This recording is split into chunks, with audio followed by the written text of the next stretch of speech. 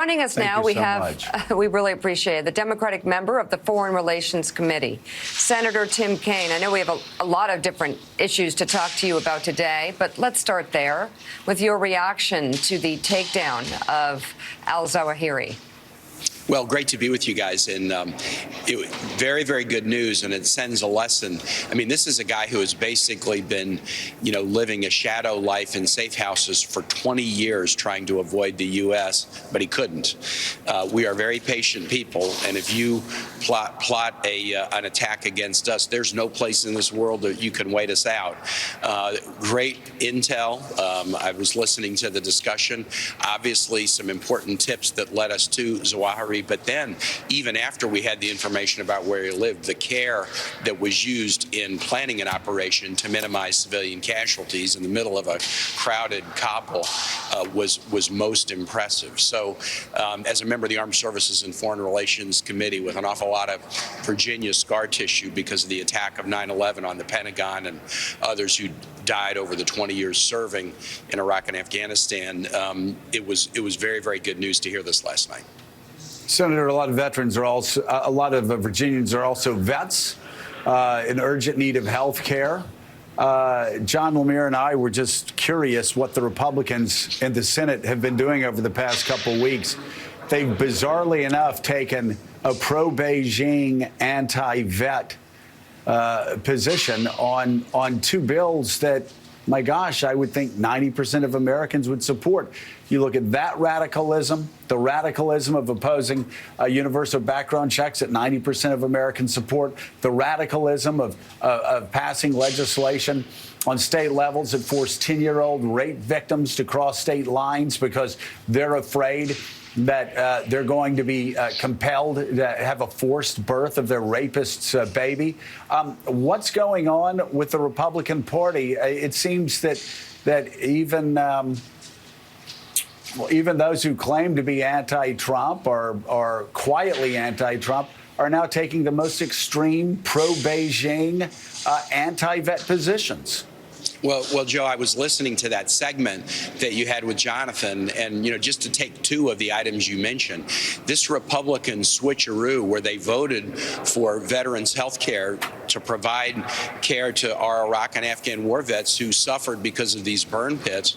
They voted for it, and then because they were mad that the Democrats are doing a reconciliation deal, not only did they switch their votes and kill the bill, but there's video of Republican senators on the floor giving each other fist bumps. Didn't we do such a great thing by knifing veterans in the back and voting against this health care bill? I mean, it was astounding.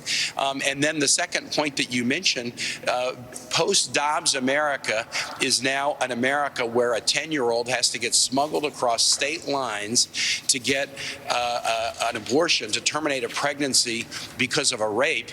And what does Indiana do in the aftermath of that? They try to say, wow, we ought to be compassionate to 10-year-olds. No, the Republican Attorney General in the state is slandering and attacking the doctor who provided the care, and the Indiana legislature is trying to close loopholes so that a 10-year-old can't get this kind of care in the Hoosier state. What have we come to? And so, those of us here who since before January 6th have really been worried about the state of this democracy. It just means that we have to work even harder to build bridges and inject some common sense into a politics that seems like it's going haywire. Well, you've gone to my next question, Senator, because of this Reproductive Freedom for All Act, the bill that you're working on with Lisa Murkowski, Kirsten Sinema, and Susan Collins. What are the chances that this will go through? Because at this point, we're looking at a Republican Party that that is really pushing back at a lot of things that women considered part of their daily lives, part of their daily rights. Absolutely, Mika. American women had relied for 50 years on the basic case, the Roe versus Wade and Casey and Griswold, and the Supreme Court just took it all away with the Dobbs decision, massively misinterpreting what the 14th Amendment was designed to do, ignoring a century of precedent, including 50 years of precedent about reproductive rights. We had 2 votes earlier this year on a Democratic bill, the Women's Health Protection Act, which I voted for. But in the first instance in February, we only got 49 votes. And when we were queuing up the same bill for a second vote in May, I started to think, you know, I don't think it sends a good signal if the Senate, if it seems like only a minority of the Senate wants to protect women's reproductive freedom. And I think we're leaving some votes on the table. So I went out to colleagues who I knew wanted to codify the holdings of Roe into federal statute and said, okay, if the WHPA isn't what you like, can we do it a different way? And that led to the Reproductive Freedom for All Act, which is based pretty significantly on a Michigan ballot referendum to add a protection to the Michigan Constitution that's going to be on the ballot in November. You asked me, will it get passed? I'll be honest, I don't have 60 votes to pass this today, but 2 months ago, we didn't have 60 votes to pass gun legislation. We'd sat on our hands for a decade, but the tragedies in Buffalo and Texas changed the reality. And I think the tragedies of a post-Dobbs America with 10-year-olds being smuggled across state lines, and those stories are going to happen again and again, will change the reality here in Congress and get us to a point where we will protect women's reproductive freedom. Democratic Senator Tim Kaine of Virginia, thank you. A really important morning to have you on. Thank you very much. And